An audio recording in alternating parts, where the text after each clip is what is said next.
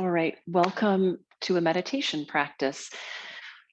I've got a lot of stuff set up, as I often do. I've opened a blanket across my mat for the sides of my ankles and my feet. I've got 3 blankets here. I might reconsider that once I take a seat. A couple of blocks. And then this prop is really nothing too special. It's a foam roller that I've cut in half. So I end up with this dome. And I like that where my ankles and shins cross. I'm going to suggest that you take a cross-legged seat for this particular practice that we're doing, sort of a more classic way of setting up a meditation. I'm often asked, what's the difference between all these different quiet practices in yoga? In particular, why meditate when you could do a restorative pose, which is a really good question. I think the processes and even the outcomes of these quiet practices do differ. So in particular to restorative yoga, you are very blatantly taking a relaxing shape in order to relax your body and your mind. It's going into your nervous system and saying, hey, can we really down regulate here so we are truly at ease? And then in meditation, we're not looking to be just like soupy and so comfortable that like there's this, you know, entry point beckoning us to fall asleep. When we're meditating, generally we take it upright seated, though that's not a hard and fast rule, because we're going directly to the mind to ask the mind to study itself. We're looking to observe our habits of consciousness. And so you do need to be slightly more wakeful for that. And while the outcome of that over time is that you get more relaxed and you can access that sort of peaceful landscape internally more swiftly throughout your day, those are slightly different things. So I'm going to suggest that you're upright and seated for this. You can take your seated position to a wall. You can even do it in a chair. Or if you're in, say, a bedroom, snuggle right up to your bed frame so you've got some support behind you. Or if you're in your living room, you could sit on the floor in front of a love seat or sofa. So I'm going to take cross legs here. And I've got 1 blanket out for just padding, 2 blocks out here for my thighs and knees. I've got this little round, softer object where my shins cross, and I'm sitting on 3 blankets folded in half. And it takes about that much stuff to get my spine to lift and then to feel that I'm really, really not using any muscles around my hips and thighs to improve my posture. They're not fast asleep, right? This is not a restorative pose. I am upright, but I want to come up with a positioning where I don't use this area, fronts of thighs, front of pelvis, to pull my spine forward because it's not comfortable. It's not sustainable. And I think it provokes, at least maybe this is from me personally, a little bit of like anxiousness, not like deep anxiety, but just sort of like I'm using my pelvis and my low abdominals to really put myself upright. It's not comfortable, at least for me. I speak for myself, but I don't think I'm that unique. So as I'm here, I've got enough lift to feel like, yeah, I am sitting up tall, but I don't have to use anything other than my back strength to hold myself there. If you're looking for the same outcome where you're sitting comfortably tall and you're not using your hips, but you can't find it without something at your back, again, head to a wall or lean on something. All right. So as I get here, I'm going to make myself comfortable. If you were to have your eyes open and watch me teach this, which you could if you wanted to, you will see that I am not totally still while we're doing this. That is not in my nature. And for a long time, I thought my fidgety nature just meant I was terrible at meditation. I have ditched that narrative and accept my meditation as inclusive of occasional position changes, nose scratches, flicking my hair off my face. That is just how my nervous system sorts out the universe. And it doesn't mean I'm not relaxed or not focused, but it does mean I do have to like discharge a little bit of my energy every once in a while through a little fidgeting. So I have a big space in my heart for my fellow fidgeters. And so I will change the cross of my legs at some point. I might even have to let my knees extend out because I might begin to feel that my circulation's been impeded around my ankles and feet. So you will see a few movements on my behalf. I am, however, endeavoring towards stillness. So you're going to take a comfortable seat. I want you to take one last check-in in your environment. We're not going to go attaching ourselves to the environment, but there might be something practical around you that you need to figure out. Turn off your phone, close a door, let someone else know that you need some privacy. There might just be one last thing that you very practically have to go through in order to do this practice. You might also like to have a dim light. There's no point in looking at the screen, and just in case you like that focal or sense of connection to someone teaching you, you could turn the screen away from you or just, dim it entirely and just not have it part of your environment.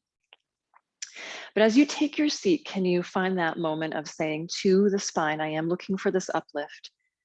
Identify that edge when it stops being an uplift and starts to become a place where you are just falsifying good posture, but it feels very rigid and does not provoke good breathing.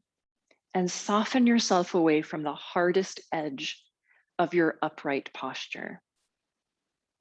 And I'd like us to, right here, begin to cultivate the breath.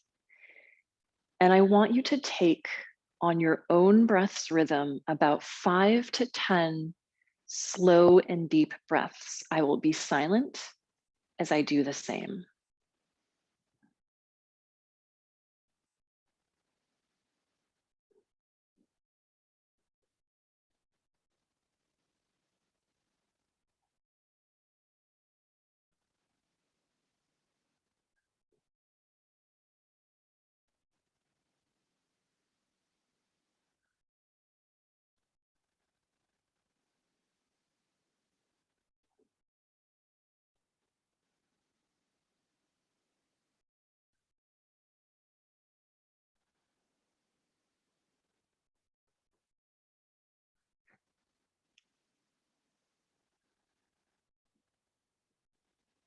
And you might hear continue with a few longer, slower, deeper breaths. Do this a few more times to call yourself towards a more relaxed state of mind.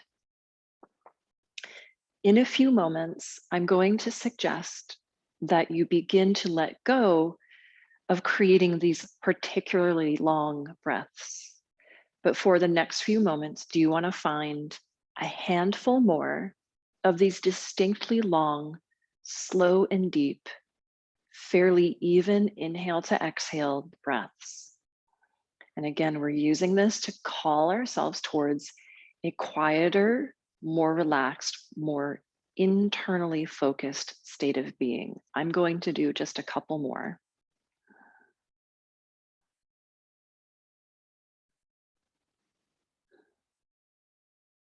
As you work through your last few particularly long, slow, deep breaths, notice if it is comfortable for you to have your eyes softly shut. But if you find here that eyes maintaining their closed position is agitating, would you be more contented to have your eyes opened, unfocused, and aimed towards the floor ahead of you?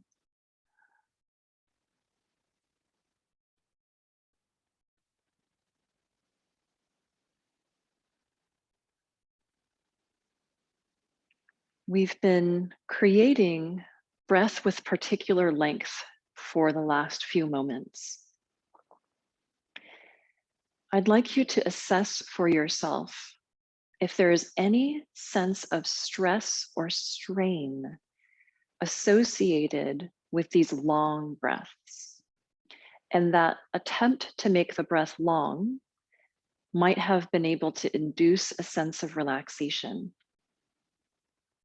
But if you are still trying to formulate a particularly long breath and you find that you are clenching, stressing, tensing anywhere within that formulation of these breaths, now is the moment to begin to dissolve all that particular intention of a long breath and just begin to let the breath unfold to take its own shape and size. As a yoga practitioner, you might favor length and depth, and that is great. But what if you were to let your opinion begin to dissolve so that your breath is formed by what's inside of you and not what you prefer. And so if that breath becomes more shallow here, accept that as a useful breath for this practice.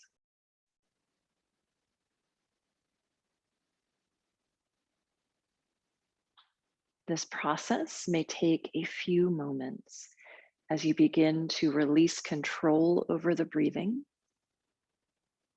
and begin here to settle into witness and observation of your own breath.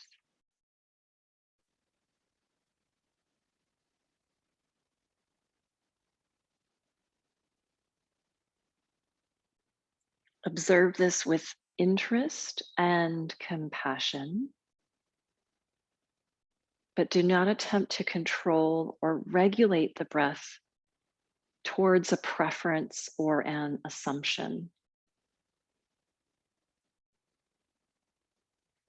As this process unfolds over these few moments here,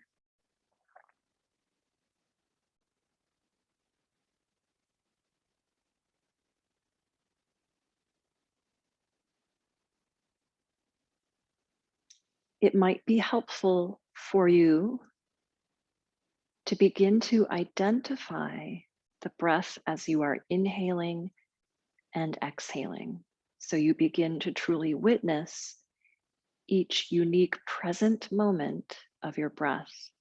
And to do this, here I offer a simple technique. When you are breathing in, internally, say to yourself, inhaling. And when you are breathing out, internally, say to yourself, exhaling. So you begin here to thread together a simple internal mantra, inhaling, exhaling. And for the next few moments, try this technique so that your mind is paying good attention to the formation of an inhale and to the identification of an exhale, and offering the inhale breath a simple label, inhaling, and the exhale breath a simple label, exhaling.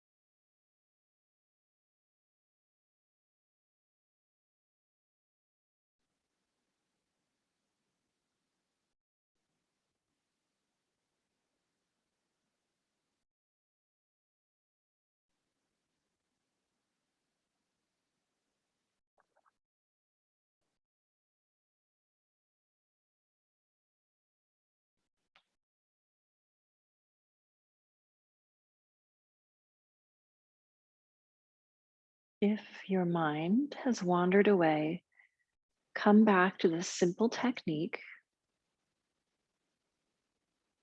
At the formation of an inhale, apply the gentlest of labels internally to yourself. You can call that inhaling. And at the genesis and the formation of an exhale, you focus your mind to that point of object and identify it with a simple label, exhaling.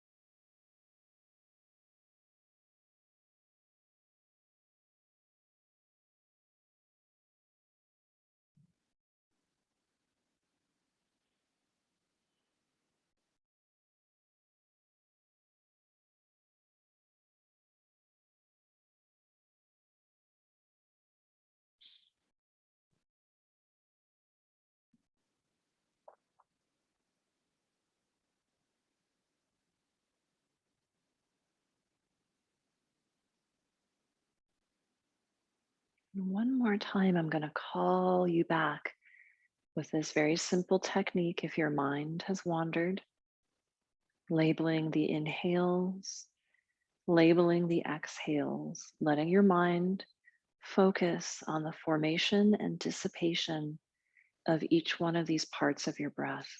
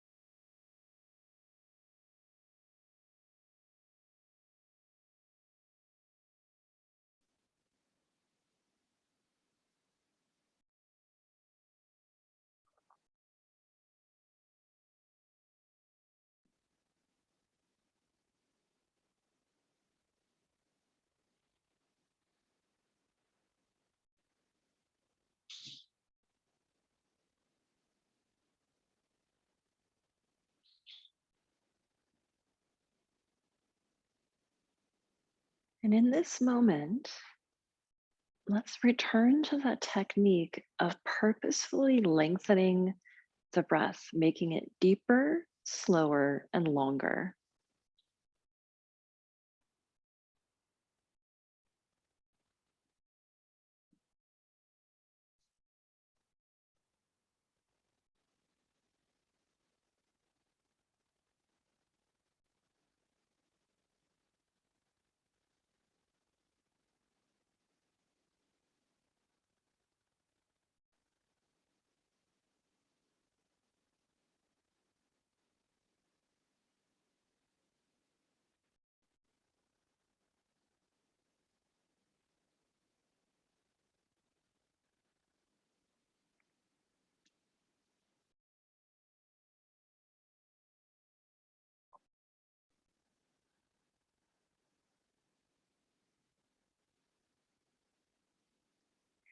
And then for yourself, if you've come back to this longer, deeper breath, can you create for yourself 5 more of these particularly long inhales and exhales? And at the conclusion of that fifth long breath, bring your hands together at the center of your chest.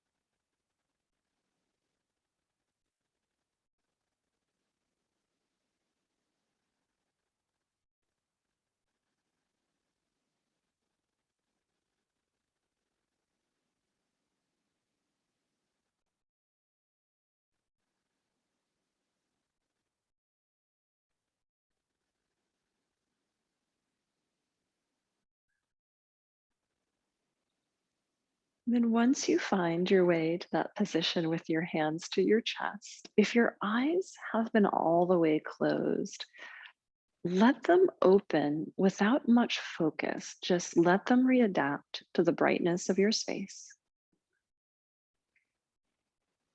And then, once you feel that you can hear, take a slow few blinks, a swallow at the back of the throat, and then gently refocus and lift your eyes to the space around you.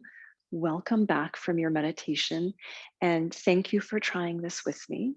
If you feel that this is merely an introduction to a few more moments of you sitting quietly, I hope you can enjoy that. Otherwise, thanks for signing on for this meditation with me.